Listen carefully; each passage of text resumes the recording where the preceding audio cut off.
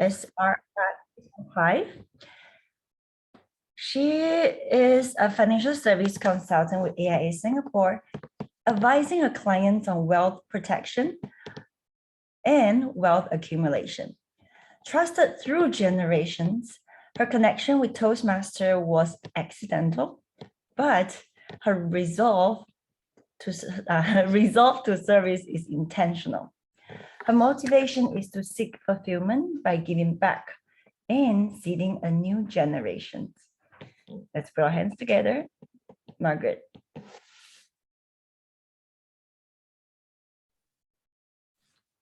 Thank you, Toastmaster of the Day, Kiki Tai. Wonderful afternoon to all our club officers in this room. Good afternoon, past and district officers. Good afternoon, club officers. Now, how many of you had a vision for your club at the start of this term? Hands up. Can I see some hands? Ah, yes, I see some hands. Kiki, great, thank you. How many of you is still focused on that vision? I see some thoughtful looks. Thank you, Diana and Dexter. Now, last question. How many of you want to keep this vision a secret? And you're not going to put up your hand no matter what I ask you. Yes, I see some amused smiles. A young entrepreneur, adamant to prove that he is better than any of his peers, strikes out on his own. He took on relevant courses to equip himself in landscaping, planning, accounting, and did extensive research on incorporating a company.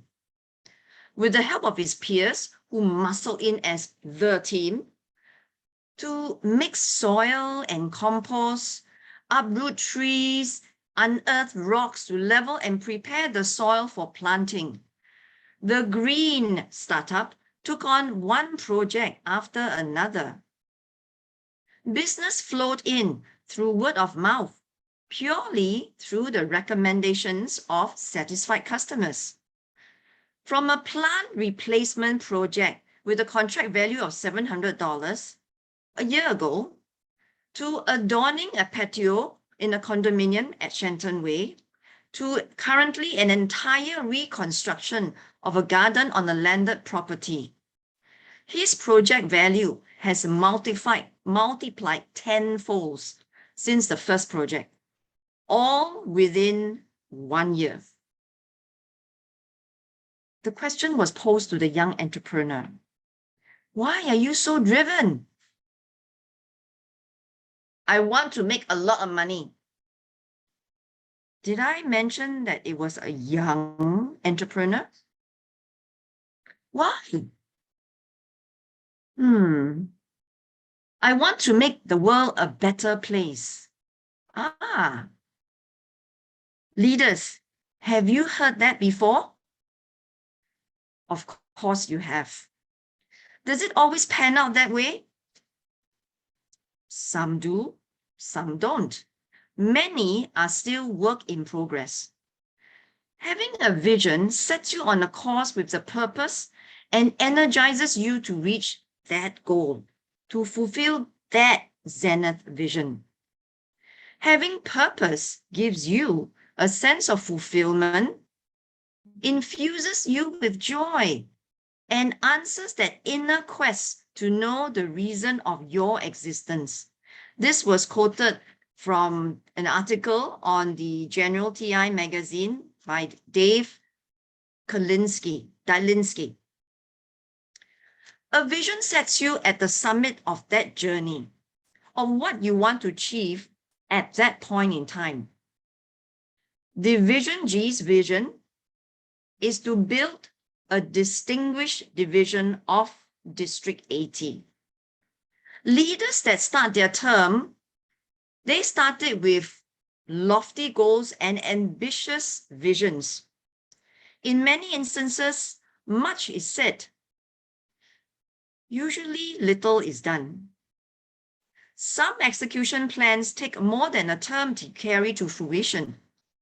Rome was not built in one day. To that, I'm congruent with my predecessor's vision to build a distinguished division of District 80. To build on that foundation that was already laid and erect essential cornerstones for the future of Division G. If you have set your vision and your personal vision is in sync with your club's corporate vision, then you can continue that work. You have set your vision for your clubs. Continue to keep your eyes focused on that goal.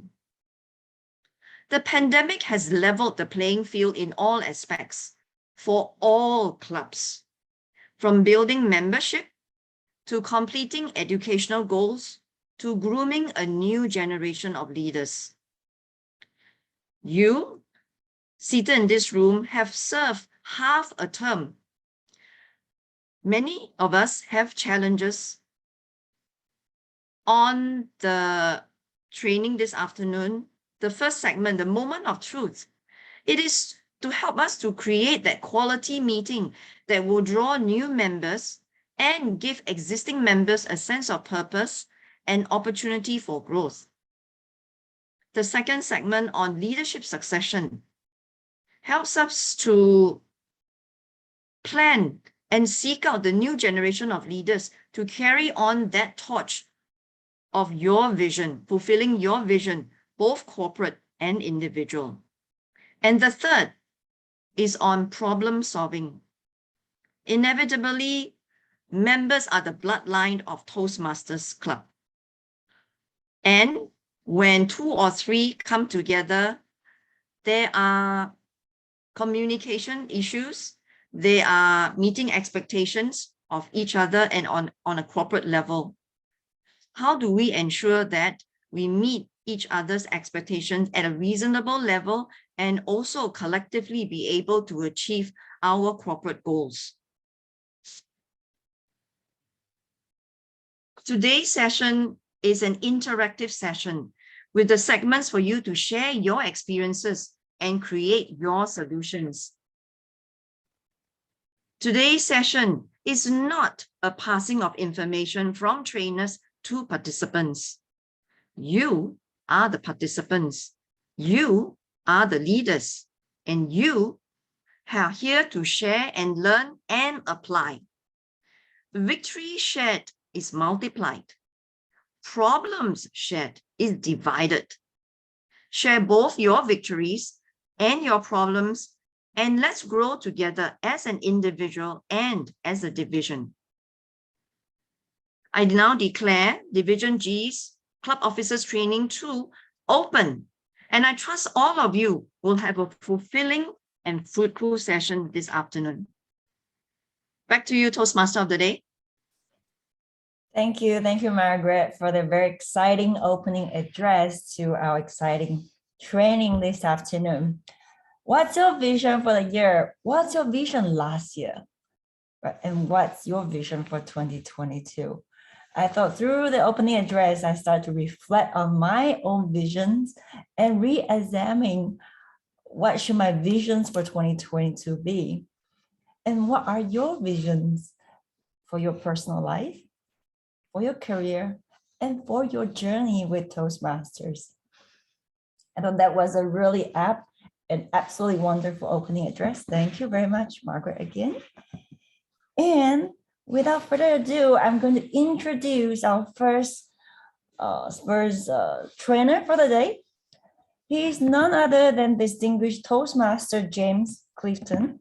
And he is a Toastmaster who believes in developing those around him. In his few years with Toastmasters, he has won speech, evaluation, humorous, and table topics awards at club level, area level, division level, and district levels. He is also voted Division G Toastmaster of the Year in 2017 and 2021. During his tenure as president of Nisun East Toastmasters Club and former area director, he elevated the club to a rank of top 20 in the world. He is always blessed to be invited to his daughter's tea parties. Something to take note for the fathers out there. And here I present to you James Clifton, and his topic is Moments of Truth. James, the floor is yours. Thank you so much, Kiki. Hello, everyone. I hope you are ready. Okay, first of all, let me ask you this question, okay? How many of you are hoping to learn something to develop your club processes? Put it in the chat, raise your hand, just take a look. Or how many of you are here because you need the points line? I know you come here, you must have points. Got a few also, right? Now, let me tell you this. Whether you're here to develop your club processes to a higher level, or you're just here to get the points to be here, you are here today. So let me try to make this as worthwhile as I can. Let me see. Is it okay if I share my own screen first, and then if I have difficulty, then I use the Zoom Master scan? Because then I would keep on having to say next all the time for you. Sure. For Zoom Okay. Master. Yeah. Thanks, I bro. will stop share. Thank you so much, man. So now is where I pray that I'm able to share my screen of my slides. Let's see. Ding, ding, ding, ding, ding, ding.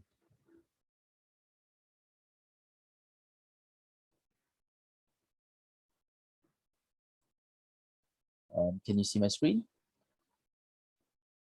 It should be coming out soon. Okay, do you guys see it? Yes. Wonderful. So welcome everyone to Moments of Truth. Now, I'm very sure many of you have already gone through this, especially those from the previous model of Moments of Truth, where we talked about getting impressions and so on how we entice people and how our processes, whether they are aligned to the necessary steps to develop not just individuals, but to bring people to the club. Yeah. So let's begin. Moments of Truth. So what does it mean? Now, according to TI, I have to admit, they give a very good description. No? If you can take a look at it, one person comes in contact with any aspect of the Toastmasters experience and forms an impression of a club's quality and service. But seriously, when I was reading this, right, I was a bit confused. Now, this one person, who is this one person? And why does he have to come in contact? Now, today's sharing is going to be part personal sharing and part information giving. Now, how you wish to take this information, I leave it to you. Okay, because it may not work for everyone in general, but I've been doing these steps for a few years, and I find that following the steps given by TI, along with my interpretation, has managed to bring the club to a certain level, as what Kiki shared during my introduction. So this is what I actually feel is important. You see, when we talk about the person who's coming in, we're talking about somebody who's an interested and vested learner who wants to improve a part of their life. It doesn't just necessarily have to be about the speaking component. You know what I mean? What it is about is somebody comes in and says, why do you want to join? And here's how they start. Oh, I don't know how to speak. I want to learn to speak in front of people. But that's the part, you see. We tend to take them nowadays, especially, I don't know why, there seems to have been a shift from welcoming learned, vested learners to welcoming customers. Come, you come and join us. I can provide this for you. Where in fact, we're all at the same level playing field and we're all learning to develop each other. You know, I use the term gotong royong. Okay, for those of you who understand Malay, or if you don't, the term gotong royong means to come together as a village, to take care of everyone, to develop everyone, to build everyone, and essentially live a life together harmoniously. That is, to me, what Toastmasters is about. And applying that at my club, we were able to build it to a certain extent with a sense of strong growth spirit. Now, there's certain terms I'm going to be using, and if there's anything you violently disagree with me, please feel free to unmute yourself and ask me about it, challenge me about it. I am going to say this, no matter what accolades we have, we are all equal in Toastmasters, right? what I may experience may be different for what you experience. And so there is always going to be this healthy disconcert, this disconsonance, if I use the term correctly, and where we may disagree on certain things. But let's not forget, our purpose is not just to improve, but to elevate the Toastmaster experience for people who join us, as well as maintaining that group of people. Okay, so let's continue. Now I'm going to be talking about 6 different items here. The first one about impressions, membership orientation, fellowship, program planning, membership strength, and achievement recognition. I will try my very best to do this within 35 minutes. Now, what does this mean for you? I need you to take notes. Why? Not because I think what I have is gold. It's not. But what I have is the beginning of the growth of gold. And it is up to you to do that transfiguration to gold. It is up to you to develop that. So this is where later on during our panel discussions, you ask the questions that are very necessary. Okay? So I'm going to just plant everything here. Initially I was thinking, what shall I do, right? So guests greeted warmly and introduced. Now, let's take a look at this. How many of us, raise your hands, okay? When you see a new guest coming in, do you as the club president, I'm asking club presidents now, do you go and introduce yourself to the new members? Put it up in the chat. Say yes, you do. And if no, say no. Now, very good. I see a lot of yes. Now, let me give you an experience of mine. I've been to many clubs. Okay, I think in this term alone, I visited not many, maybe about 20, 22 clubs. Some virtual and some physical. Now, it was quite sad because the physical ones, I noticed that people seem to be less welcoming than the online ones. Now, I'll give you a reason. Online, right? It's in your face, literally in your face. Okay, you're staring at the screen with massive groups of people, and you have to smile. You have to speak. You have to talk. To encourage that, to overcome that sense of loneliness. However, what happens is, in a physical meeting, we are very busy people. I've got a meeting to run. I got no time to go and talk to people. Now, that's where we fail as the lead of the club. You see, it is not up to the VPM or the VPR to do the introductions. It's up to the president. You see someone new, you go to them. And that's what I did as president of my club during my term.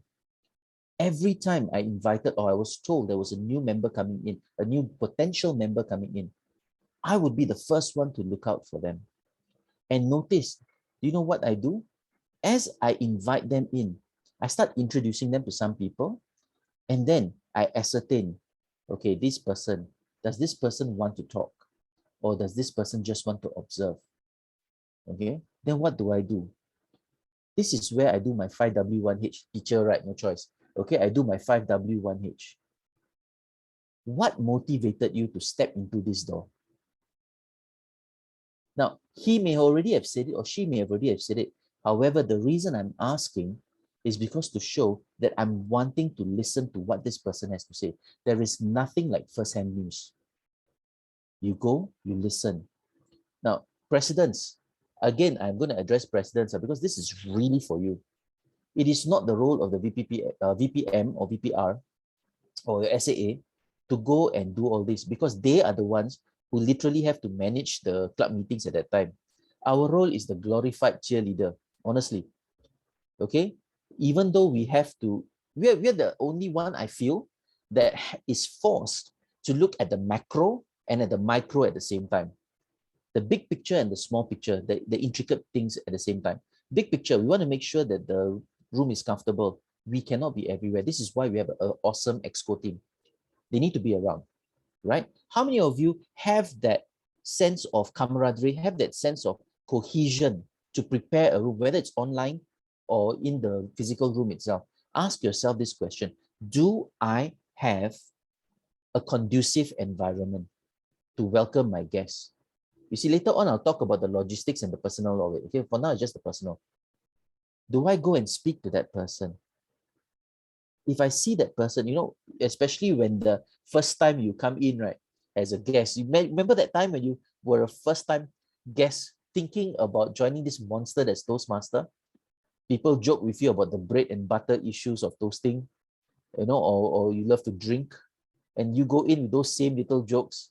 And as you start observing, how did you feel?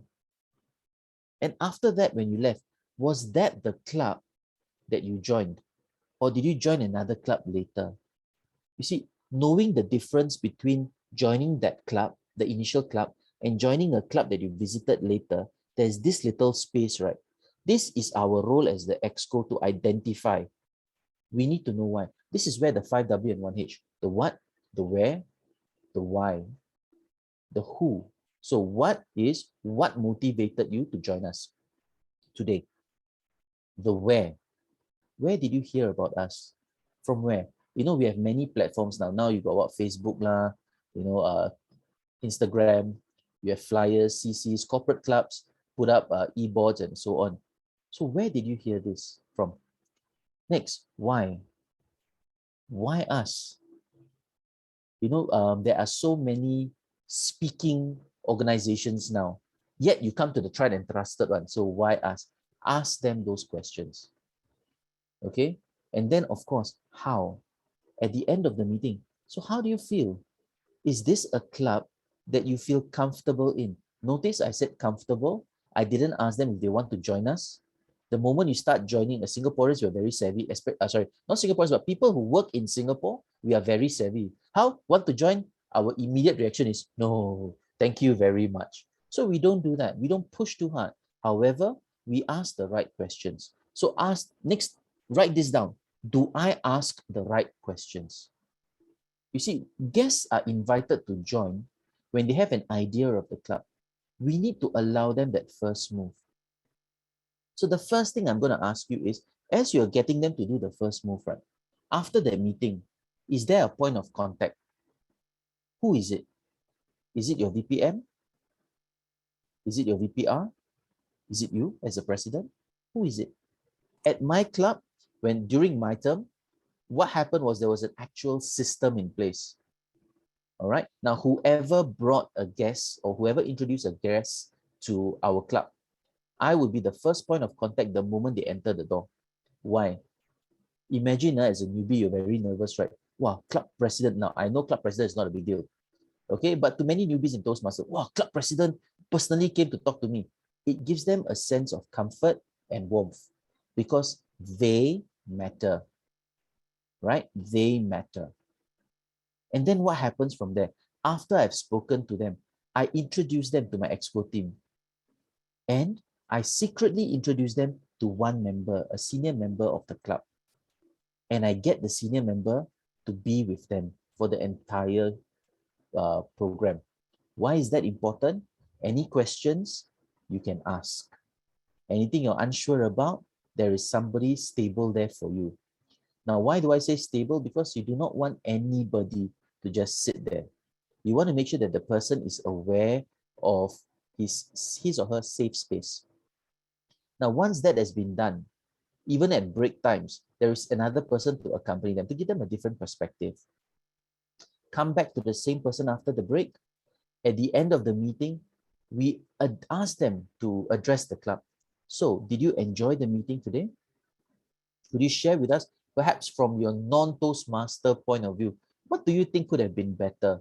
Why is this important? Because we value the judgment of somebody else. You see, we all have our own ideas, but to ask from a third-party point of view improves our process at the same time. Yeah. So these are questions that we need to ask ourselves within our club exco, whether we are doing it or not. Because if we are not doing it, something is wrong. Any questions so far? Got questions, please ask, please throw. Arisa, please help me to tell me if there are questions. A lot of times I miss my chat. Yeah. Okay, so I'll continue. Oh, wait. Oh, Okay, sure. thank you. All right. Next one, logistics. Right, earlier on I mentioned, right, I'll place a Toastmaster, a senior Toastmaster member with the guest, right? Now, this is very important. What if you're online? How do we do this? Okay, I know online, touch wood, they say within 6 months, no more online. Okay, I don't know whether true or not. But let's say we are still now, this period is still online. How do we ensure that we are connecting Terrace, they're dreaming. We hope it's a positive dream. But how do we ensure that the right person is speaking to the new guest? Share your ideas, share your ideas. How can you ensure? I think you all are much better at me there on online stuff. So how do we ensure?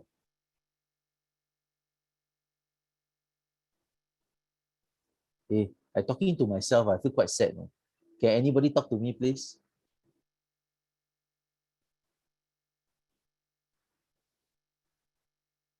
Hey, really? Nobody want to talk to me. I feel very sad. I'm talking to the wind. What What's the is question again? Okay, okay. The question is, how do during online meetings, right? How do we ensure that we have the right person with the guests? Clashes. Now we heard of clashes in the layman's language. Hey, Francis, could you thank you so much. So how do we ensure we got the right person?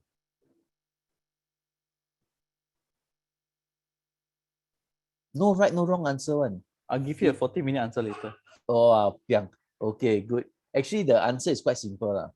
Okay, before the meeting itself, inform your own members. We are going to have guests today. Okay, and we have assigned this person to help out with any questions. If, of course, you see the guests being lost, please feel free to help. Yeah, so just let people know. I think communication is so important. A lot of times as leaders, we have the right perception, the right thoughts, the right ideas, but when we don't translate it, right, what happens is everybody has a different idea of the same thing. It's like the story of the 5 blind men and the elephant. I'm sure you've heard it before. They all touched different parts of the elephant and assumed that the shape of the elephant was whatever they touched. Let's not get wrong ideas, okay? Whatever they touched. So getting that communique out. Guys, we're having guests today. This person is going to be working with that person and to help them in anything. But if you feel that the person needs help, please feel free to step in. Next, even though we are on an online meeting, share the location. Guys, really, we don't want to be on online meetings forever, right? Communication is 2 parts, right? So for Toastmasters, even though we're doing it online now, there is going to be a period of time where we're moving forward with our physical ones. And we recognize that there is strength for both. So still inform your guests where we are located because we want them to make the right decision. Now, having said that, for moments of truth, let me be upfront.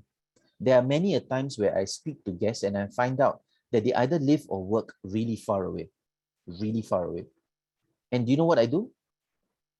I recommend them a club that is near either their workplace or their home.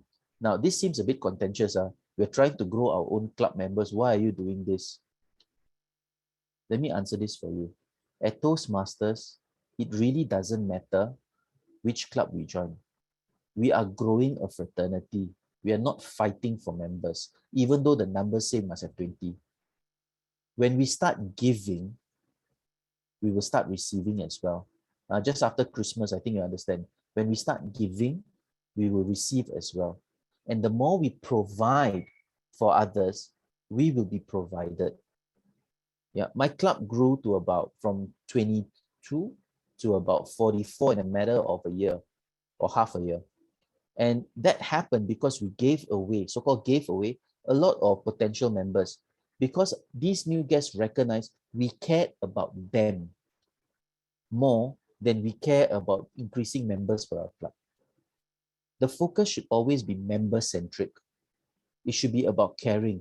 It is not about personal glory. It's not about egos. Later on, Terence and Vicky will be sharing with you more about that, about leadership. But having run my own club and my own area, and to a certain extent, certain portions of Division G, if we do not put members first, we fail. Now, I love the fact that Oscar mentioned to do icebreakers. Now, icebreakers are good for guests to come in, but sometimes we need to remember, right? Not everyone enjoys icebreakers. It's for guests. I mean, members, they are used to it. Guests may not be. So if let's say a guest really doesn't want to speak, then what do you do? As club presidents, you will notice I keep on going to club president because club presidents, you give direction. The rest of the EXCO team, they will put it in place. They will plan on how to develop that idea. But the ideas also need to be shared by club president. Yeah, we're not just there to collect accolades. So we need to identify possibilities in how to make sure that everyone is comfortable and enjoying themselves in the meeting, especially our new guests, because members are already used to the flavor of the club. Guests may not be. Next, let's talk about membership orientation. Now, for this one, I left it to our VPMs. VPMs, your role is not easy. It is quite a challenging role, as with any other role, but yours requires lots of thinking, lots and lots of thinking, like your VPR and your president. Okay, VPE later I will share with you why yours actually can be disseminated to others, delegated to others. But VPM, VPR, you have a lot on your plate. And number one, ensuring that formal induction takes place. Now, I know there are some Toastmasters who feel this induction is a load of crap, man. Why do we need to induct them? They already are members. Well, it's like when you go to work or when you go to school last time, you have this orientation program, and where you try to understand more about the flavor, the personality of the school, the personality of a club, the personality of the workplace, the different divisions that they have, and how do they work together. Now, it's very important at the induction, members take it seriously as well. I've seen many members roll their eyes when it's time to do the Toastmaster pledge. Now, how many of you know the Toastmaster pledge by heart? Raise your hand. Anyone? I respect you for that. I also don't. Okay, but that doesn't mean you don't take it seriously. So when it's time to do it well, because it is meant for us to revisit why we joined in the first place. Olivia, no need to be shy. I also don't know. Okay, and sometimes even our Singapore pledge, if you don't do it daily, right, you won't remember, and it's okay. It is not about what we say or what we do. It's about how we make members feel that's important. So that feeling has to be there. Next, our mentorship program. Do we have a developmental mentor strategy in our group? Do we? Does your club have that? Or is it just randomly throw mentors? If you got questions, please ask, okay? If you do not have a proper structure of mentorship, I strongly urge you to approach your AD or anybody within the division council who can help you. Because we need a certain structure of mentorship. It's not just taking a member and say, nah, this is your mentee. It doesn't work that way. Do you know why? One, in terms of structure, it is not just the processes that we are involved in. It is also about the matching of mentor to mentee. There's somebody speaking. Can we cut the volume, please? There is a certain way.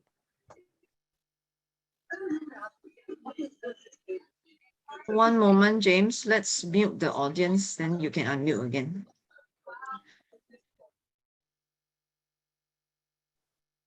Thank you very much. Okay, thank you, Margaret. Now, the idea here is, right, when we assign a mentor, there has to be a personality match as well. It's not just senior members can work. I give you an example, okay? For those of you who know me in the Toastmaster circle, when it comes to mentorship, I'm quite passionate. Okay, I'm very passionate. In fact, I would almost say exuberant. You know, I really rah, and really try to push that person to the next level. So the mentee who gets me would be the one who has to be the type who loves to rah and push himself as well or herself as well. If I get a reticent mentee, I would have to replan my strategy. I cannot push too hard. Now, I'm able to do it because I plan, right? As the lead of the mentor group for most of the time, I plan these things. So I'm used to having different faces for different groups of people to enable them to grow. So as a VPM, you need to look at your mentorship program, work with your VPE here, and identify which mentor or identified mentor can work with the next member that walks in. Assess, have them, I wouldn't say assessed, but look at their personality itself, long-term goals, personality. try to find a closest match as possible. All right, now, the education programs and recognition system, this is something that is very important, okay? Don't just come for meetings, go do table topics and say you're done. Once members join, indoctrinate them, get them involved, not just speeches, not just timer role. Get them involved. Evaluator is also fine. You don't know how good you are until you try. Don't say, oh, I see people first. We have grown up, most of us, and we have grown up talking. Most of us have grown up evaluating. Most of us have grown up speaking out of turn and getting punished for it also, right? So let's encourage that. We need to be able to push them forward. And this works when we are able to pull them in immediately and say, look, you just joined. This is how my club works. Next week, you have to do something and give it to them. All right. Now, learning needs, VPM, you can, thank you, Terence. Learning needs, you can sit down with them and go through it with them as they are doing it online, or you can discuss it with them after they have completed. When it comes to accommodations for, sorry, something wrong here, what's that? There are variations taken for the Toastmasters, that's true. Now, this is especially important for those with a bit different abilities, yeah, discuss. So when it comes to physical meetings, they may enjoy the online meetings, but physically you don't have the space.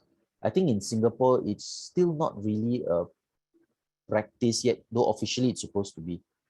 All right, some places are just inaccessible. So need to find a way to work it out so that every member can join as well. You know, maybe for the short term can be a hybrid meeting, and over time they have to come in physically, because online meetings, no matter what, it still creates a distance, right? We are in a very tiny red dot. We should be able to meet up. Any questions so far before I move on to the next one? No, huh? Okay, so get them involved, give them speaking roles, make sure they have fun, all right? And a sense of humor is very important, my friends. So even if errors are made, laugh it off. It's okay. We've all made mistakes. I've made glaring mistakes during Toastmasters, okay? And if I cannot laugh at myself, what's the point? So enjoy that process and make sure that they remember it's about enjoying that process. We're all adults here. Yes, of course, if something is totally off tangent, that is when we step in as EXCO members, have a short chat offline to ensure that everyone is still on board. Okay, next. We talked about this a little bit earlier, right? Now, I'm going to talk about point number 3 in particular. Do we have regularly scheduled social events? We don't know. In Singapore, we don't, but I feel this is something so important. I'm very happy that at my club, I notice that certain members group up together, go out together, and kind of have fun. And I think that's something that we should bring in. President, EXCO members, if you have a chance, or even your senior members or your Toastmasters, give them opportunities to say, hey, you guys want to go out for a while? We're still 5 people, we can still meet up. You know, you do not have to discuss about Toastmasters. But this is a good platform for the guests to actually clarify their doubts without the entire umbrella of a team watching them. It makes it informal, and you have a greater buy-in when members are there for the next term membership drive. They will still want to join because they know it is still a safe environment and they are included. Now, participation in area district, we always recommend, except for the international speech, which requires a level 2, for everyone in the club to join. Now, what does this mean if everyone in the club joins? Where to find role players? Very easy. Ask a sister club from your area. Get your ADs involved. Your ADs are experts. They know how to get people on.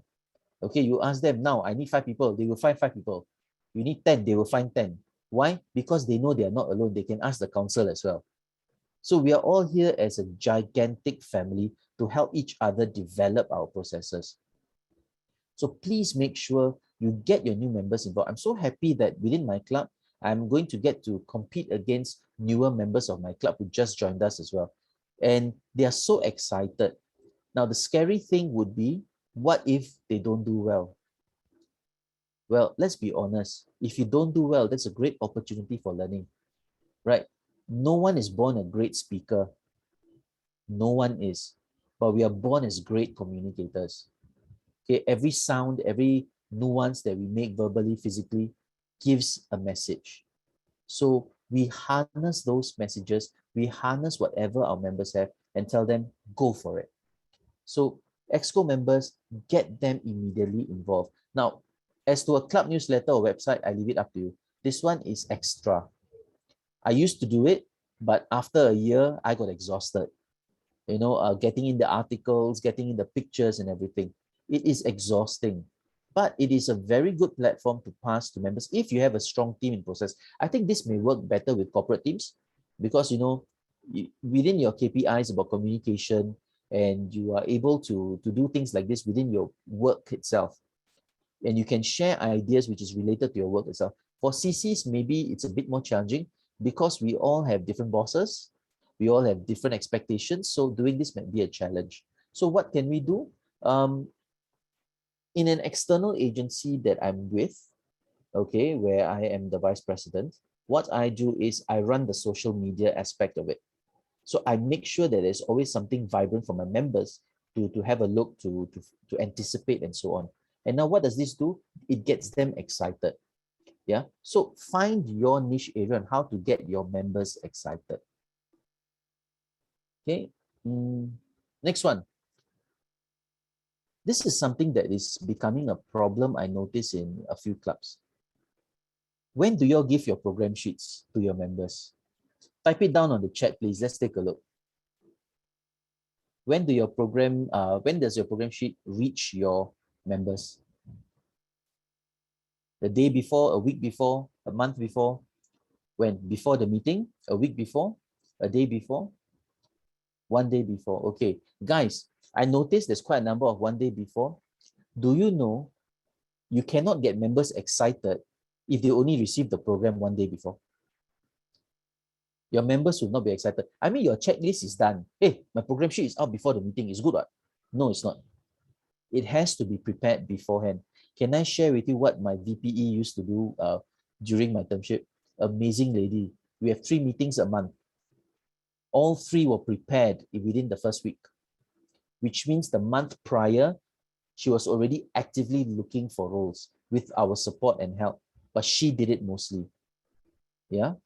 And what does this mean?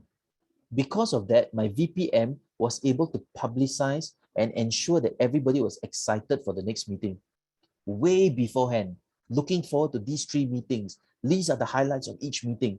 And as we start getting that, I noticed as this question, usually there are last minute changes. This is why at the beginning of a meeting, the club president or the Toastmaster of the day will go through the program sheet and inform everyone that there are some slight changes. Yeah, so don't worry about making mistakes. Don't worry, Benjamin, I'll come to you soon. Don't worry about making mistakes on your program sheet. It's just a piece of paper.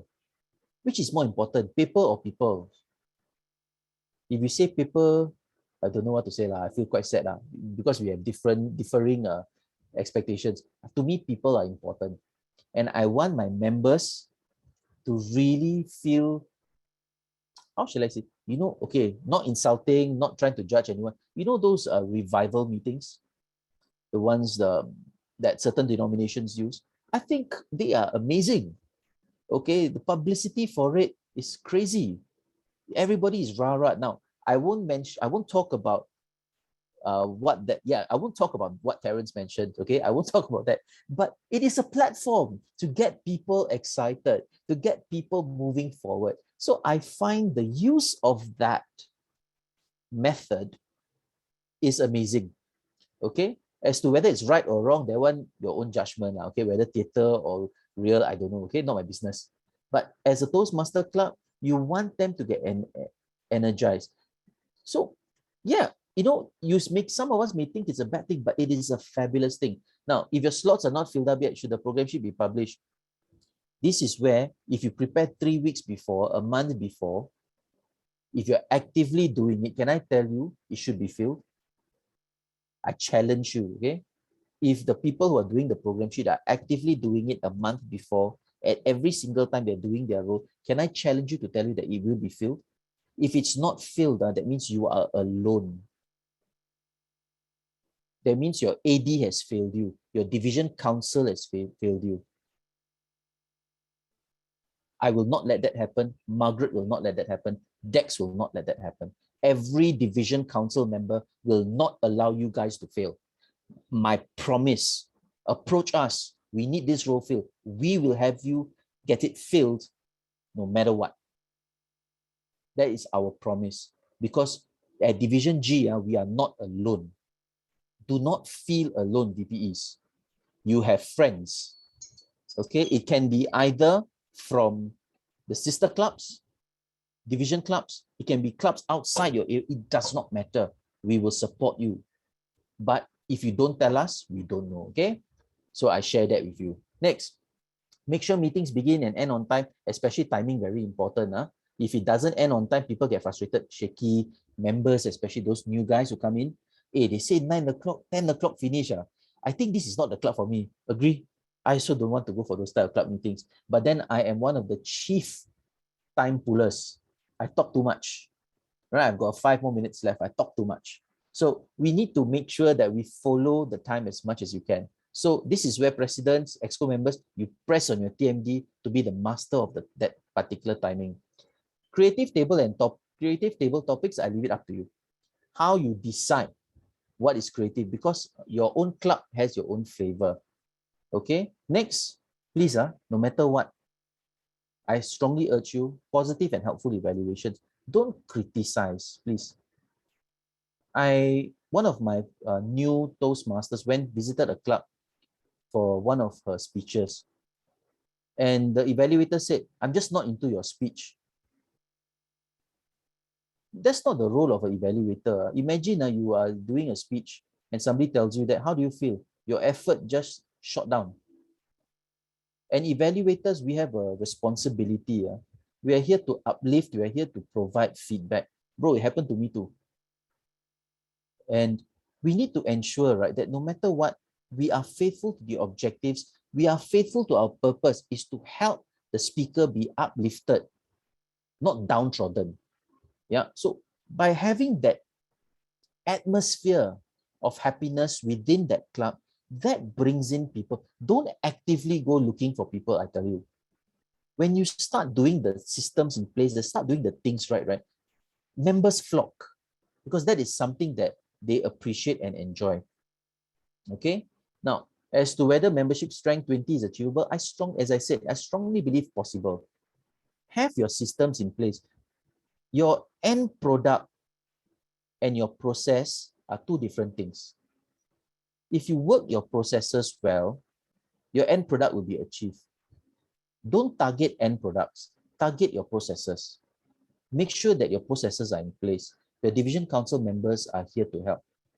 Okay, I won't talk so much about the other things because these are things that individual clubs, you need to approach your ADs to come and talk to. These are things that are available. So I'm just sharing that information for you. Okay. Next one. When our members or guests have done or finished the level, finished whatever particular things they've done, please submit it immediately. Do not wait for the next line so that we can attain better DCP points for the next term and all that. This is my bugbear. I hate this. You know why? The people work very hard to finish whatever they've done. And only to be told, hey, you wait, okay, this time not good enough, next time we put better. It's a slap in the face of your hard work and diligence. And then what happens? Members pull out to look for a club that appreciates their effort. I appreciate my VPE Diana for doing the next one, progress chart. She does a progress chart. She celebrates whenever we finish a level, and I appreciate her for that. I hope other members, you can also go speak to each other about this. Something that I feel is a bit lacking here, club, district, and international leaders are not recognized much within the clubs itself. We recognize them as, hey, that one is this leader, but then we don't harness. We don't give them more work. If they are a strong leader, right, you should give them more work within the club. Because why? They have the experience, they got the pull.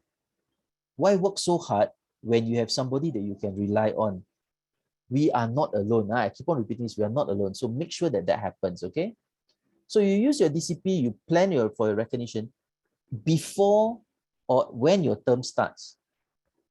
Before I became president, when I thought about becoming the president of my club, a month earlier, I already planned my club and member achievements. I already planned for DCP, what I want to do. I already planned who I would like to be in my team. I did all those things. I think that's why it was a bit more successful, because you need to ensure that you are good for it. Okay. Oops, something wrong with my, okay. So this is essentially moments of truth. Are you ready? If you're not, have you asked the right person to support you? If you have, fabulous. If not, remember, you never get a chance to make a second chance to make a first impression. Get it done right. If not, do it again and pretend the first time didn't happen. With that, over to you, Kiki. Thank you, James. Wow, that's a lot of content to take in. Yes, the personal touch is very, very important, especially during our virtual meetings, which is going to last for quite a while, in my very conservative estimation. And yes, first impression last. What was your first impression to your members? I mean, those are the questions that keep on coming back to me during James' sharing. I hope that James' sharing has given us some tips or highlighted areas that we could work on. And I definitely need to work on more planning and preparation to do up the program sheets way earlier than it's due. And some housekeeping announcements. If you are disconnected during the meeting, please log back in immediately, and only use your own registered Zoom link found in your email. And do please turn on your video if you could, and mute yourself upon entry. That will be much appreciated, because the speakers and the presenters and the trainers are talking and you don't want to interrupt them. Yes, and all EXCO members are required to attend the club officer training from 2 to 6. If you just joined, welcome. And I hope you enjoy the rest of the training with us. Yes, without further ado, I'm going to introduce our second trainer. He's none other than Terence Nunes, president of AIA Toastmasters Club, immediate past division director of Division 3.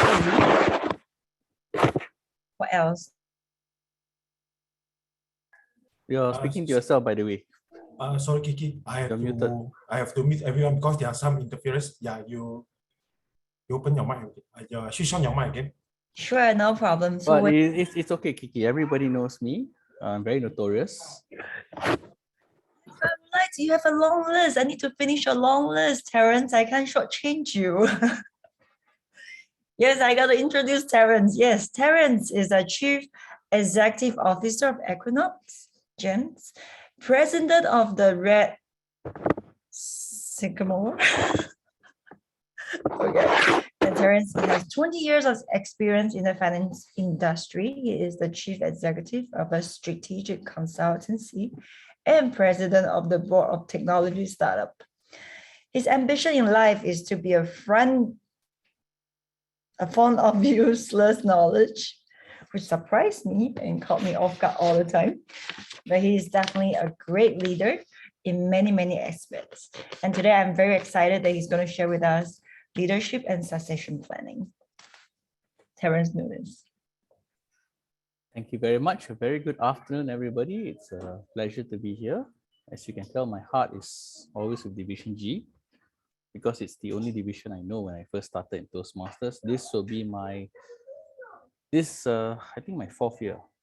Yeah, no, this is my 3rd year. It's going to be my 4th year at the end of this term. So actually, I'm quite new to Toastmasters.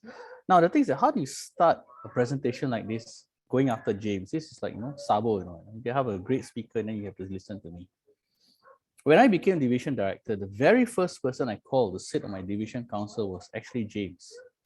And the phone conversation went something like this. He says, do you know that I'm a very difficult person, And I said, well, I like you because you're difficult, because I needed someone to challenge me. And that's how we start our things. Now let's start with definitions first. If you have any questions, feel free to put in the chat. Piakim, you're going to share the slides, is it? Or is it you want me to do it? Oh, Piakim, okay. So let's go to the next one and the next one. Okay. Now we'll start with definitions. Now the reason why we use definitions is because definitions are very important in what we do. George Bernard Shaw said America and England are two countries that are separated by a common language. Now the question is, what is leadership to you? Please put in the chat. What do you think leadership is in 1 or 2 words? Don't be shy. I promise that I'll be nice.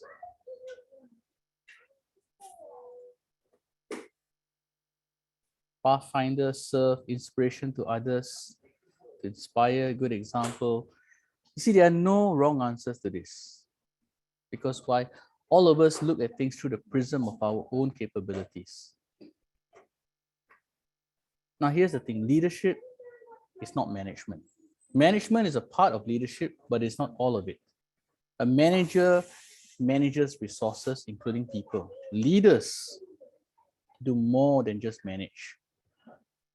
Now, consider a personal journey. Each and every one of us have that, and we all evolve over time. If you were leaders, you were not the sort of leader you were in the beginning. To put it in context, let's just say about myself. Once upon a time, I was a naval officer, and I was a different kind of leader then. Then after that, so before that, I was in guards, but I wasn't a leader, I was just a soldier. After I left the Navy, I was in the police force, and I became an inspector of police, and I was a different kind of leader because the environment had changed. In the military, it's very simple. You have a hierarchy, and the people below you must listen to you. So that's called command type leadership. And then you move on to the police force, where you got to deal with the public. And for those of us who have ever been in the police force, the joke is the highest rank is civilian. I think all of you know that, right? Because one complaint and that's it. And after that, I joined the corporate world and did a different kind of leadership. Because in the corporate world, you have internal and external customers, what you call your different departments. There's a lot of politics. There's a lot of things to manage. And so your leadership moves away from command type and more into consultative. So the thing is that in Toastmasters, despite what the program says, you are not one kind of leader. You are every kind of leader depending on the situation. So some people say, I'm a democratic leader or I'm a consultative leader. You are that because of the circumstances and context of your club or the situation you're in. You're not there because of that. Now let's go to the next one, right? What is leadership to you? The next one is, who are your role models? Now here's something I want you to think about. Who are your role models when you talk about leaders? Who comes to mind when you think about leader? Feel free. Do you have a name in mind? I know a lot of people will say, I've heard a lot of times when you ask this in clubs, we run this program, they say Steve Jobs, for example, correct? Some people say Steve Jobs is a leader. He's more a triumph of marketing over this thing because leadership is slightly different. Anybody has any ideas? Who would you consider a leader?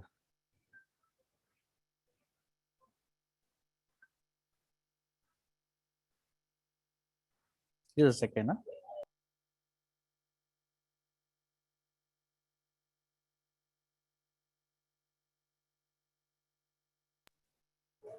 Okay, Barack Obama. Well, Pritam Singh. Okay, that one is a bit controversial considering what happened recently. Hitler. Well, as much as that is controversial, Hitler was a leader. Not the right sort of leader, not the kind of leader you want to follow in Toastmasters, but we have to admit that they are good leaders and they are bad leaders. Barack Obama, Elon Musk. Okay, I guess in a certain sense, he's a market leader. Now, the thing is that, why do I ask this question?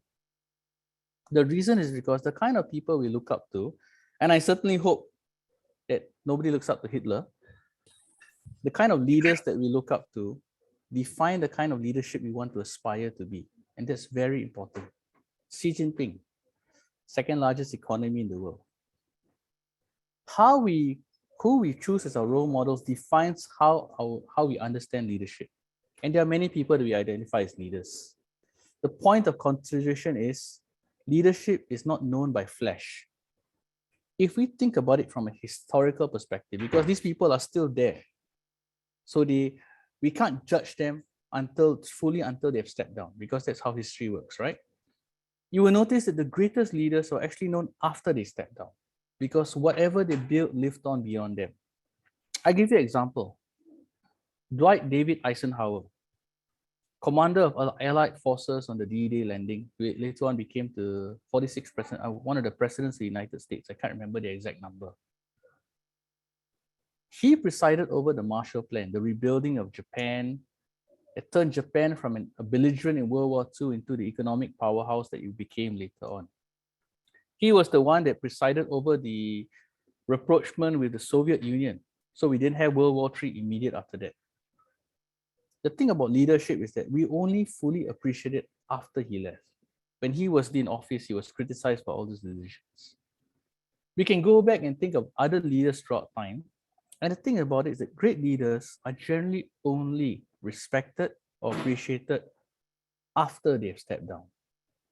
Now, how does that apply to Toastmasters?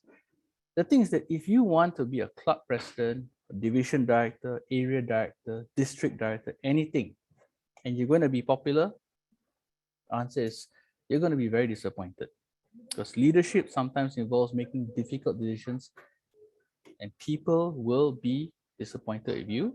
People will be upset. That's normal.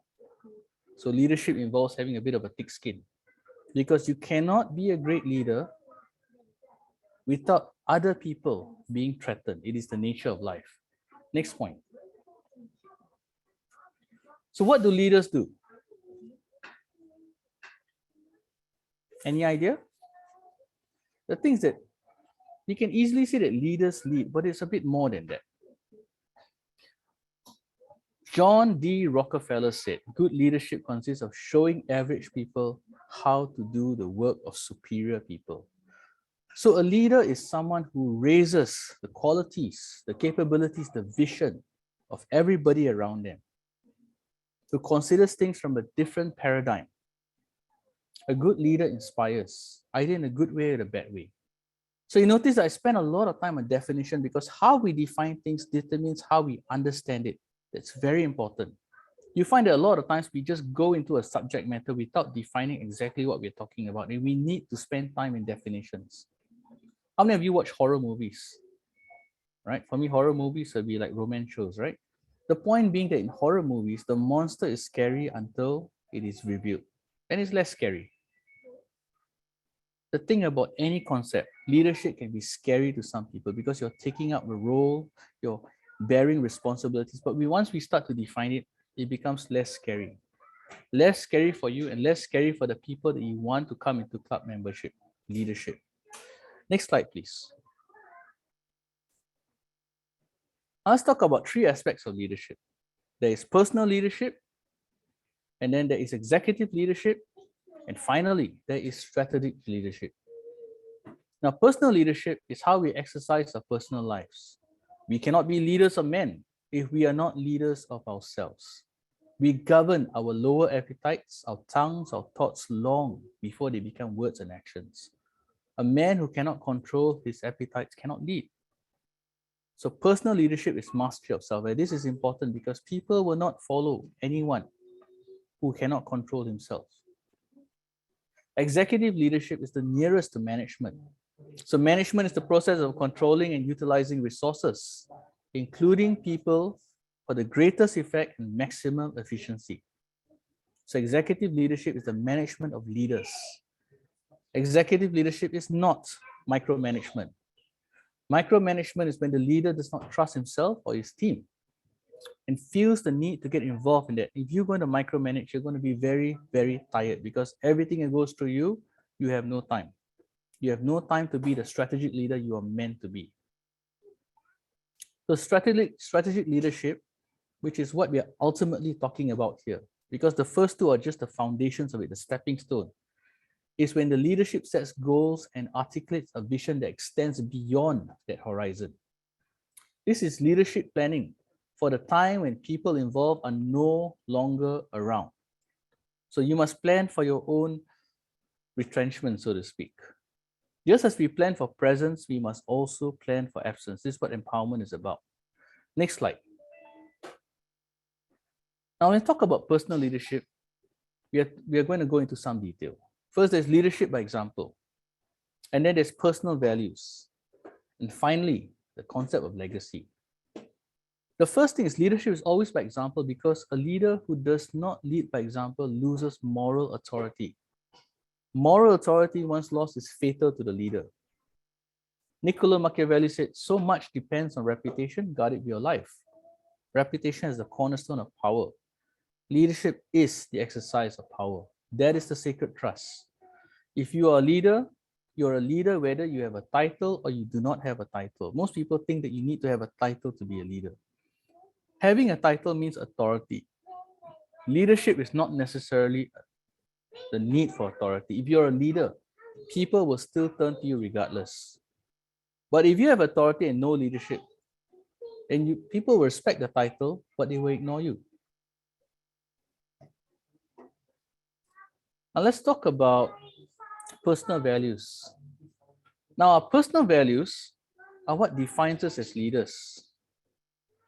Now, the thing is that we need to consider what are our personal values. You notice that Toastmasters, they have a pledge. These are the organizational values, your club values.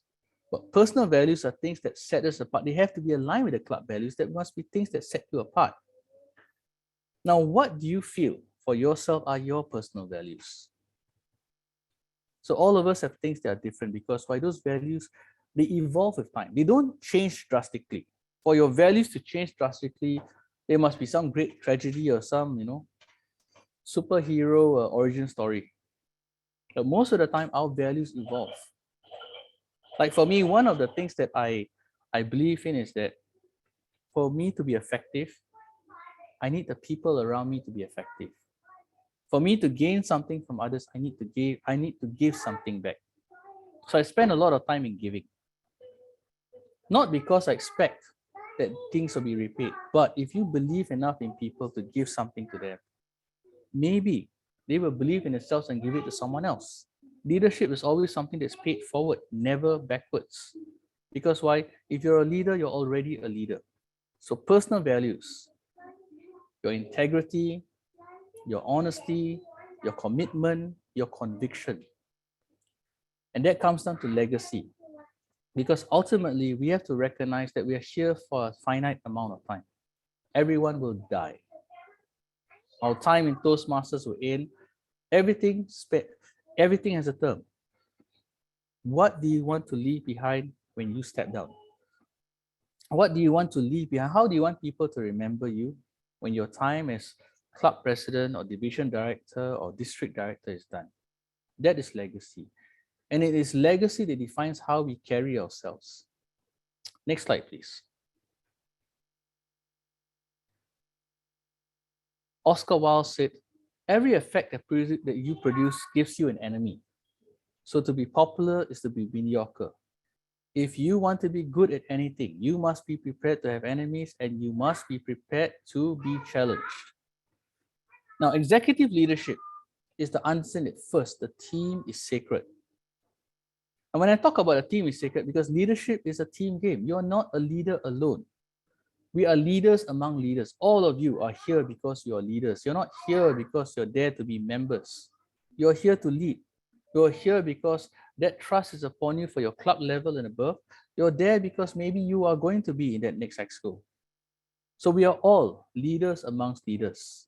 A leader of followers is nothing more than a mob boss. So if we want to be effective leaders, we must surround ourselves with leaders. To put it in perspective, when I became president of AIA Toastmasters, one of the first things I did was I called all the past club presidents. I wanted to have a sense of the history of the club because it was my third year in Toastmasters. Second year, I think. No, third year. And then I looked for the people among the membership who could be president, who could take over my job, and I put them in my exco. When I became division director, You'll find that in my time, my term, my division council had a lot of distinguished Toastmasters, past directors, past area directors, club presidents, leaders amongst leaders.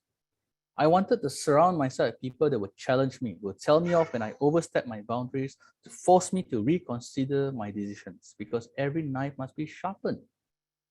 Look at this current division council. Margaret was in my division council. If let's say tomorrow Margaret decided that she wanted to take a half-term sabbatical, we have at least 6, 7 people in this current division council that can easily step in and become the next division council, and y'all wouldn't notice the difference because everything has a plan. This is the team. This is a team game. It's the same with EIA Toastmasters. At any one time, we have at least 3, 4, 5, 6 people that can step in and be the president immediately. That is the system that every club should build. Now, for this to work, there has to be a plan. It's not just about gathering a group of leaders together and we all decide that we want to lead something. So one of the things I did when I became division director, so I wrote a division strategic plan. It was 6 to 8 pages. It covered everything from the procedure of handover of area directors to what kind of leadership programs we wanted to have, what kind of leaders we wanted for future division councils, what are the criteria for people to sit in that division council, what is the criteria of people you want to be area directors, what are the clubs we want to build.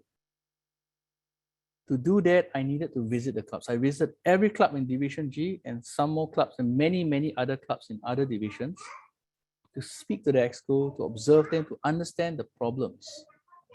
Because we don't come in with these ideas that we want to change things, we don't know what things are. When I became club president at EIA, hold on, sir, my phone is ringing, I just switched off.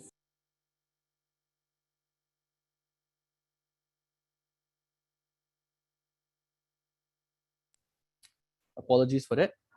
So when I became the club president at EIA, same thing. Now the thing about EIA is that for those of us looking from the outside, EIA is a strong club. But strong clubs go through periods of challenge. And I felt when I was there as vice president of education is that the club was becoming weaker. We had 30, 40 members, but the people turning up for our meetings were getting less and less. The number of people giving speeches were becoming less and less. We identify a problem before it becomes a crisis. And so what we did was I called every member.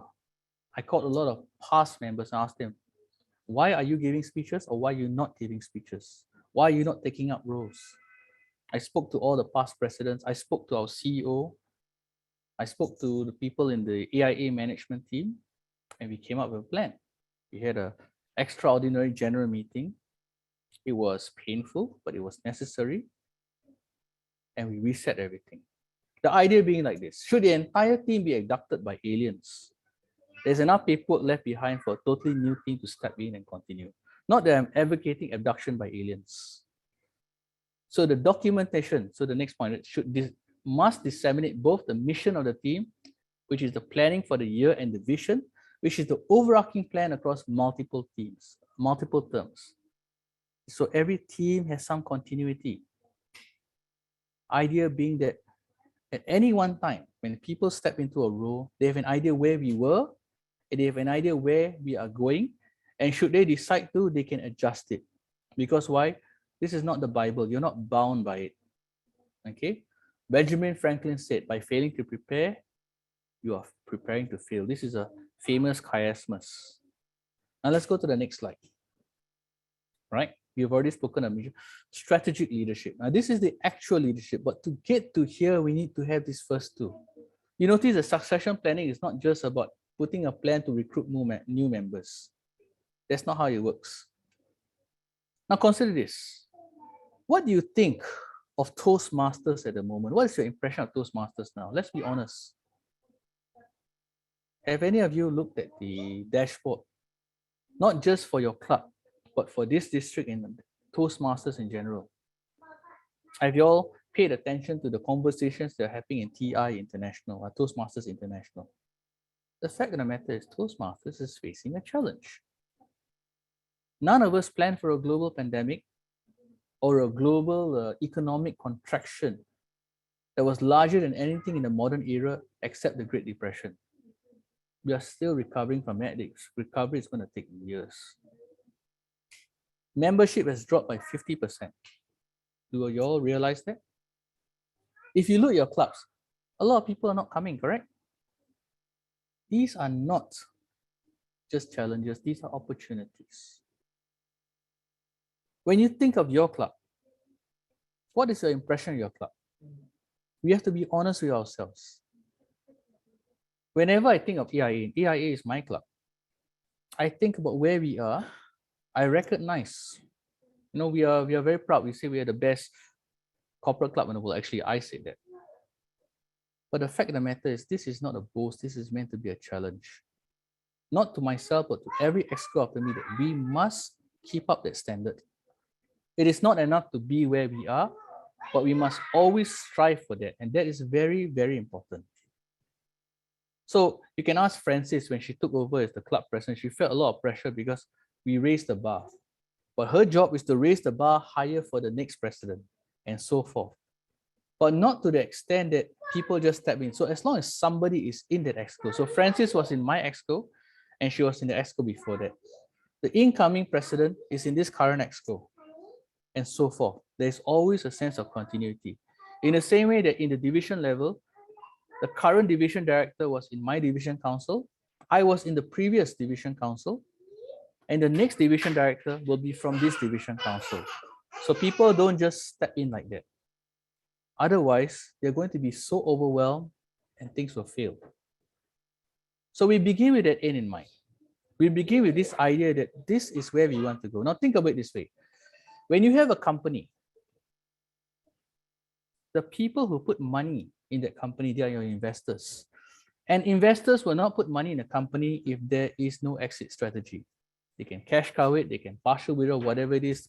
Company goes for listings, spec merger. Your members are your investors, our investors. They're investing their time, and time is more valuable than money. They're investing their effort. They're investing a lot. Time that they can spend with their family or their career, they are putting it here. We must recognize that and we must honor that. So what is the return on investment that we are going to give them if they are going to invest that time? So the strength of Toastmasters is this. In a time where people are meeting in Zoom or similar situations, virtual meetings, Toastmasters has the unique opportunity to prepare us to speak effectively across multiple kind of cultures and across time zones, and that's important. In a time where people are stuck in, Toastmasters is a unique opportunity for others to reach out and connect with strangers and make them less than strangers and more friends. And that's important. So this is an opportunity. So we need to adjust our recruitment towards that direction. There will be people who say, I don't want to join the club because we don't have physical meetings. I can't change that. None of us can, right? So instead of hearkening for what we lose, we put that aside first, because things we cannot change, and we focus on where we can change.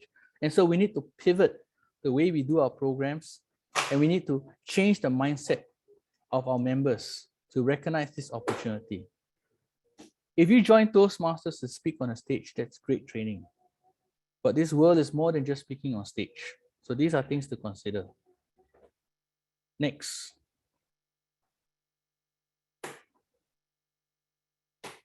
Now let's talk about succession planning itself. What is succession planning? Winston Churchill said, plans are of little importance, but planning is essential. For those of you who read Dragonlance, and I was a very young child then, one of the characters said, plans are figures drawn in the sand, easily change when the wind blows. The truth is, no matter how we plan our succession, there will always be changes in the situation. We do not see the future. We do not even control the present. Still, we must plan. So succession planning is the process and the strategy for replacement planning or passing on leadership roles. It is used to identify and develop new potential leadership who can move into those roles when they become vacant. And those roles will become vacant because we are always planning to step down. That is succession planning. The question is, when do we plan our succession planning? If I may ask, feel free to put in the chat or just unmute yourself. When do you plan your succession? in an exco level? When do you all plan it? Before you start your exco role. Well, actually, that's the answer. Thanks, James. And that's the thing. Oops. Beginning of the term. And that's because these people are on the division council, they know, right? James is the club growth director, and anytime he can become the division director, but he wants to compete, the selfish bugger. So the thing is this: we plan right at the beginning. The moment you know that you're going to take up a role, you start planning your succession. Right at the start of the term, or even before the term, if possible. Now, what are the considerations that you're doing when you're planning? Well, we have a mentorship program. So we use that in part of your succession plan. The first thing you need to look for, before anything, for the people that you want to take over you is commitment. There's no point in having a candidate who's a great potential leader if he's not committed. Commitment is the first thing you look for. People who are not committed, you have to discount them until they show their commitment. The second is potential. Ability tells us where we are, but potential is where they can grow. And we want to be part of that process of growth so that we can learn as well. There are people with potential and there are people who are there. Look for potential over there first, because the people who are there have already done it. They've already sat on these roles. You want to find potential. Finally, after you have commitment and potential, you look for values. To put it in a parlance, right? Someone who is nice to you but rude to the waiter is not someone you want in leadership. You will lead members if you have that kind of leaders. So you want people who share values. Every club has values. You put it in your pledge, right? You have that membership pledge when members join, you talk about it. We need to put it as part of your succession planning. You need to find people who align with those values. This is a recruitment process for people who are taking up executive roles. Company doesn't find a chief executive or chief financial officer just because he's got a great CV. They have an interview because they want to see values. The question is, how far ahead should you plan? Now, for clubs who are getting into the succession planning for the first time, because it's never been a formal process. Some clubs, what they do is that president going to step down, go and find a new president. Do you want to be? Do you want to be? Do you want to be? VPE going to step down, the same process, correct? Succession planning is more than that. If you're doing it for the first time, then plan for this term first. But if you have that down, then plan for 3 years. Why 3 years? The first year to get it right, the second year to adjust, the third year hoping for the future. Anything longer than that is fantasy. Anything shorter than that, if there are sudden changes to the plan, you don't have a backup to that plan. You don't just have one person to step in to be the president. You need to have 2 or 3 candidates. These are the people that will step into the lead. What if, and this has happened before, right? AIA, we planned for someone to be the president, and this happened several times in our history. And then for some reason, the person cannot take up the role, right? In one case, the family member had cancer. In another case, person posted overseas. In another case, what do you call it? Business. You need to have another candidate in mind. You don't throw these people aside. They're still there. But the thing is that they cannot be the president. So your club needs to consider that. They can be in the exco, but they can't be the president. What we have done at club level is something that's reflecting what we do at division level. So that means Division G, we preach what we practice. We're not just here to talk about it. Next slide, please.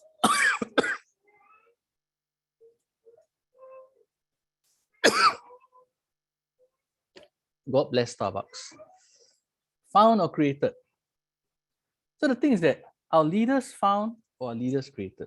Now this is a very philosophical discussion. If you watch all these YouTube videos, or if you're taken a management course, they've always talked about it. Now, what is your opinion? Are leaders found or are leaders created? Anybody? James, please.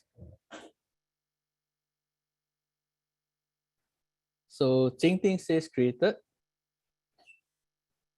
Surya says both. Anybody else? I stand by my statement.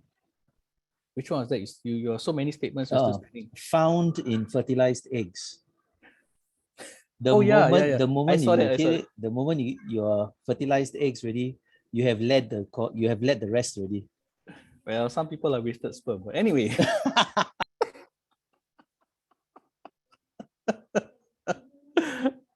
Okay, the thing is this. There's no right answer to this because why, it's totally dependent on circumstances. So this is what I think, okay? And I think like James, and maybe that's why we don't agree on a lot of things, because we think alike too much. Leaders are created. Everyone is a potential to be a leader in that sense. So they're found, and everyone has that potential, right? As long as you have sentience, you have a potential to be a leader. But the creation of leader is a process. That means someone has the potential to be a great leader. The system doesn't allow it. If you don't give them that space to grow, if you don't give them the opportunity, we'll never find out. So leaders have to be found and then created. So it's a bit of a trick question. I know I'm such a jerk. Next one, please. Next point. Right? So what is the system we implement and why we do it? Okay. Now I'm going to talk about the AIA experience because if I talk about another club, I have no credibility. I've never sat in the exco of another club, but I have sat in the exco of AIA. Now in AIA, this is what we do. We have a succession plan. We plan for 3 years. Part of the succession plan involves mentorship. So firstly, we look for people who take up meeting roles. If you've never been an R counter, you don't want to be a timer or this and that, you can't lead the club because leadership is by example. If you don't turn up, you can't lead the club because there's no commitment. So we look for that first. So we have a system and we look for these people. Now, what I'm going to do is I'm going to share the next slide first. I don't know if it's still there. Let me check. Is it the correct slide? Can we go to the next slide, please? Okay, next slide, please. I'm going to jump a bit, okay? Now, this is the AIA system, okay? Now, I didn't create the system. I adjusted it when I became club president. So we have the normal executive committee. We have the club advisors, all past presidents who are members. So if you're past president, you're no longer a member, you're not there because commitment, right? Now, this one is very difficult, this advisor group, because I had to call all the past presidents, and AIA has been around and we have a lot of past presidents. Fortunately, a lot of these past presidents are still members. Margaret is a past president, Gerald, Eric, Sutton, and many others, Linda Lee, some of you have seen. These are all our past presidents. They're still there, they're still in Toastmasters, they're still language evaluators and general evaluators and project evaluators. They take part in our club contests. That is our institutional knowledge. Every club must have that institutional knowledge. Nee Soon East, for example, is one of the great clubs in Division G. And one of the things that make them great is they have their institutional knowledge. All those past members are still there. Tampines Changkat in Division S is another example. The people who built the club, many of them are still there. So they remember the greatness of the club, the challenges of the club, and they are cognizant where they are now and what they must do. That is important. You cannot have a mentorship system if you don't have someone to assign the mentors and follow up with the mentors and audit the mentors. So we have a chief mentor. In our club, the chief mentor is actually Linda Lee. We don't have the vice president of membership doing the mentorship because the vice president of membership has got a lot of other things to do besides checking on the mentors.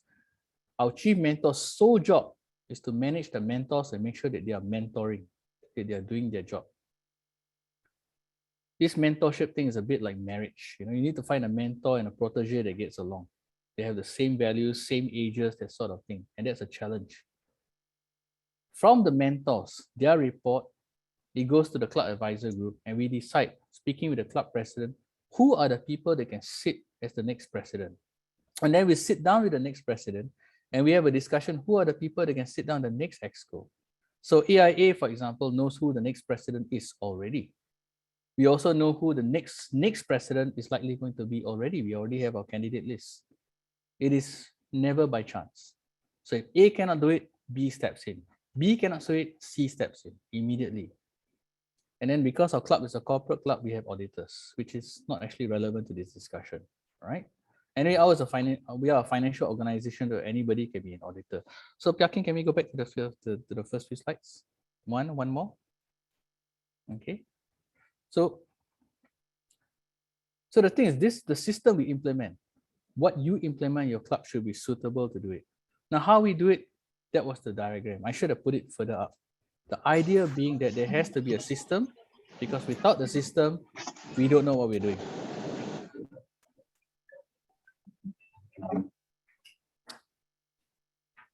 Okay. Okay, now let's go to the next slide. We're talking about the AIA example. Now, we have a system, we have a structure, right? And I've already spoken about the results. Who's that, please?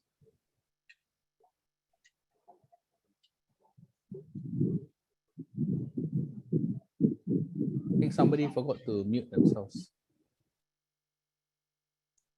Okay. Now, the thing is that running a club like AIA is a great challenge. And those who are members of AIA will know that. AIA is a big club. It is a corporate club. Members of our club include the CEO of AIA, the Regional Chief Agency Officer. Our group CEO is formerly a member, and they still pop by. So that means if you're the president of this club, you're not just answering to the members, you're answering to the corporate structure of AIA. The president of AIA, for example, has to sit down with the CEO every half a year and talk about membership production. Because if you're going to join this club and learn to speak, how does it translate into the production of the members in terms of sales and work and this and that? Are they getting promoted?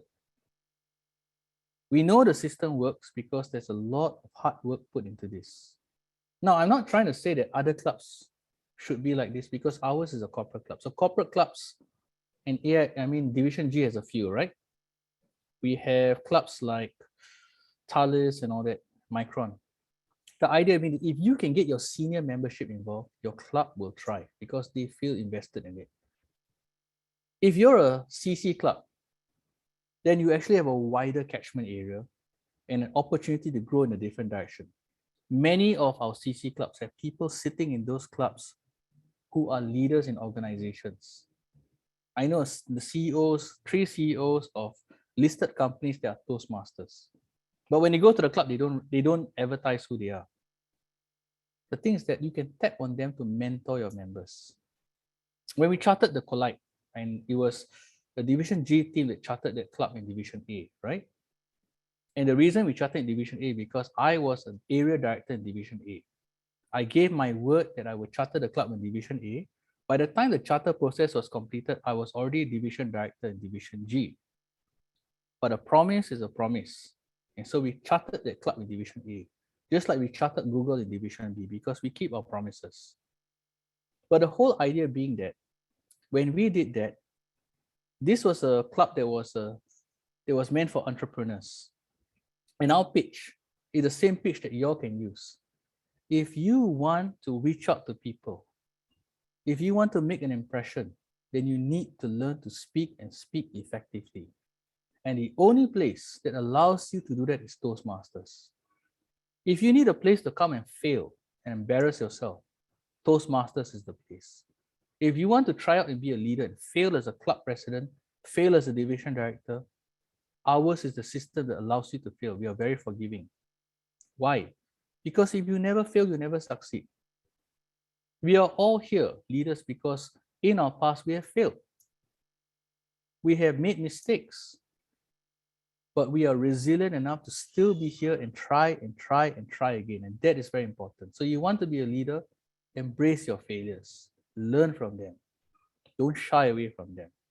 None of us step into any of these positions knowing that we will succeed. I didn't have any illusions that when I became club president of EIA that I'll be great. I don't think I was.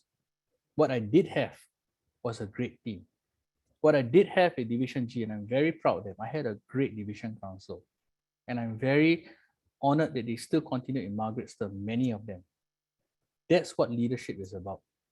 Leadership is about learning to fail so that we can succeed and surrounding ourselves with people that can do that. So when you do your succession planning, don't look for people that want to win.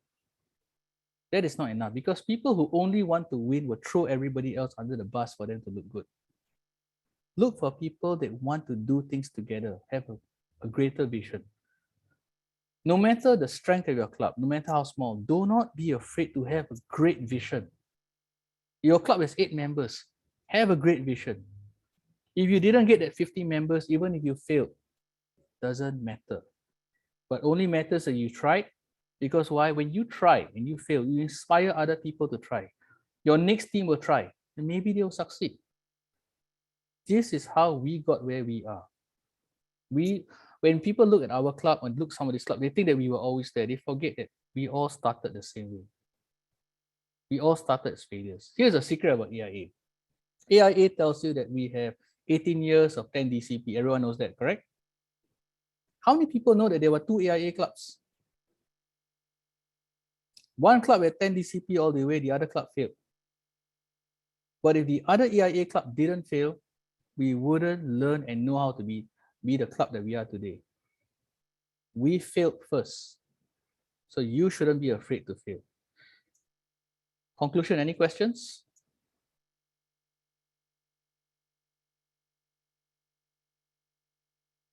Nobody has any questions?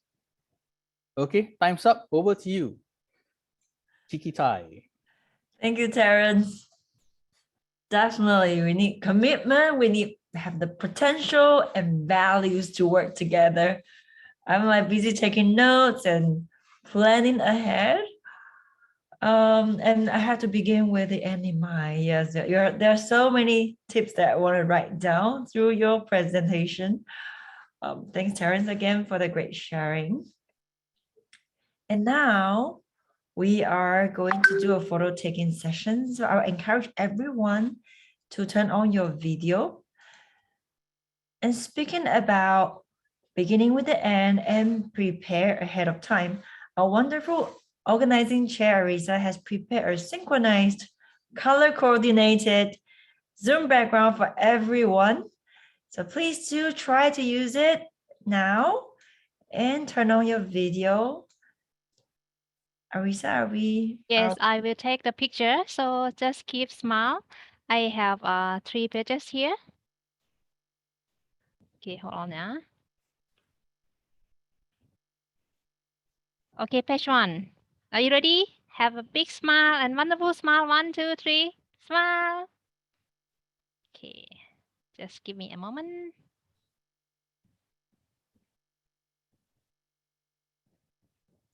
Okay, next. Keep smiling, yeah. Keep smiling. I am at page 2. 1, 2, 3. Smile.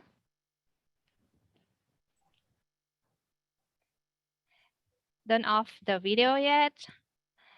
I need one more. 1, 2, 3. Smile. All right. Thank you very much. Thank you, everyone. Thank you, Arisa. And now it's our well-deserved break. We're going to break for 10 minutes for everyone to take a toilet break, and I'll be here. We can chat. This is a great time. I have seen everyone. I would love to connect with you. So the time is 3:42. So we'll be back at 3:52. I'll see you back here.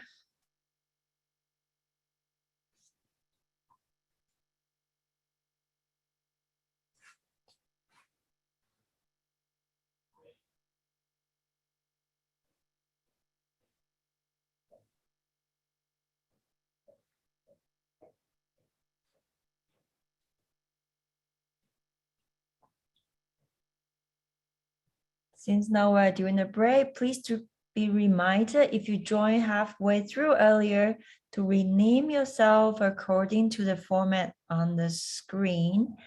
That would be very much appreciated, because that would really help the Zoom master to organize the breakout session later.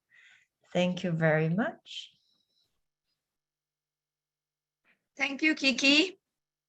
No worries. Let's welcome Division Finance Manager, Nora B. Hi, Nora. Hi, Nora. Why Nora B? Hello. Nora Kathy Bamahat. Toh, and also I saw Short form. division, because I cannot pronounce her name. Ah. Why must you baca my lobang? Oh my God. No, I must be proud of my surname. On his Can I? pronunciation. What are you thinking, James? I have no And what are you Didi, saying? Kathy Toh, and Li Xian. I saw her come in just now. Li Xian, are you still in the room with us? Division Z, the director. Maybe she went surfing, Zoom surfing. Welcome, everyone. We'll see Welcome. you back in a bit. See Are we you. having some music? Can we have some music? Yes, let's do it. Thank you. No worries. Mm-mm.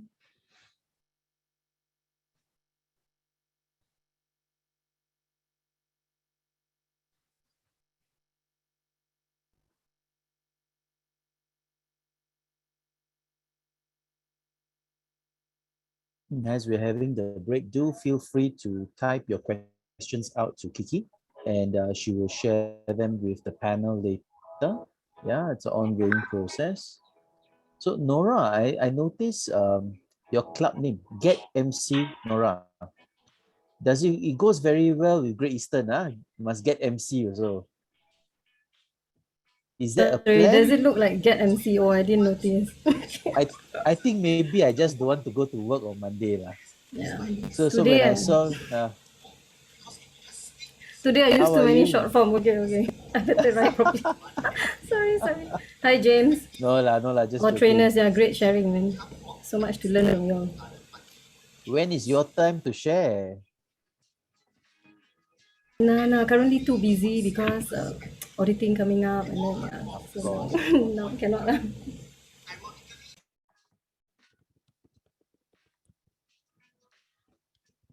Do we So have how's any Division music? G? Yeah, how's the council? How are you all doing?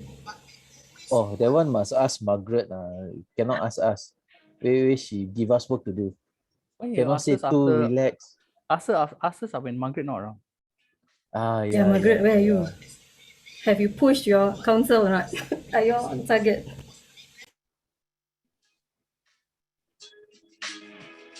Too many heavyweights down there. I'm thin weight.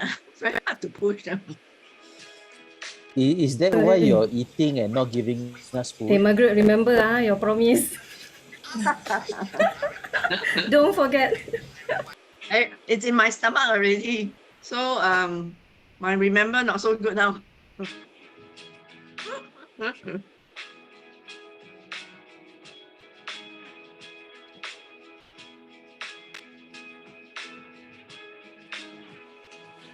Should have some surprises for you for the SDO. Okay, if you need my help, let me know.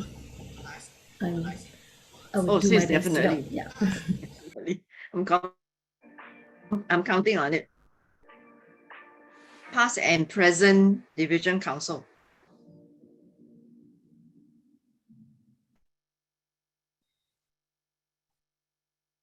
Too many heavyweight here. Okay. I mean, the topic, of course, is succession planning and all that. So it's pretty interesting, right? It's appropriate that we have 4 ex-Division G directors in this room. Right? And who's the incoming? It will be unraveled soon. Incoming one is also here.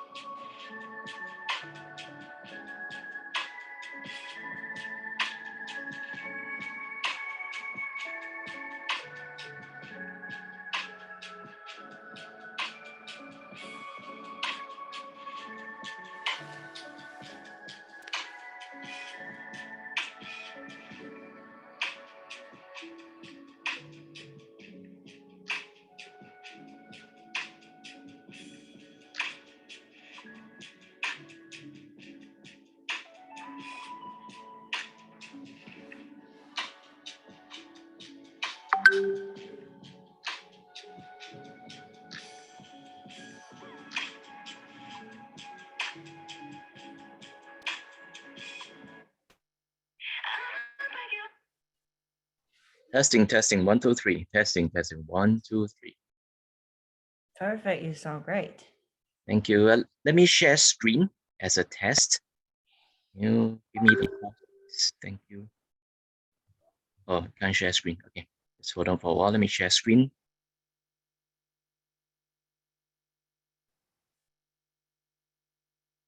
Got it? Do you see that? Yes. Okay, thank you very much.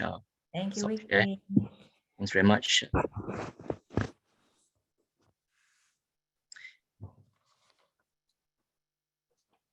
The virtual background is all right, correct? The correct way, yeah? Yes. But in your screen, it might look a little different. Yeah, it's kind of different. I'm reading the words backwards. Yes. I'm trying to correct it for the longest time. I realize it's only different on my own screen. Yeah. No problem. At this moment, we can stop recording. Okay, sure. Thank you, Hakim. Thank you. 2 more minutes and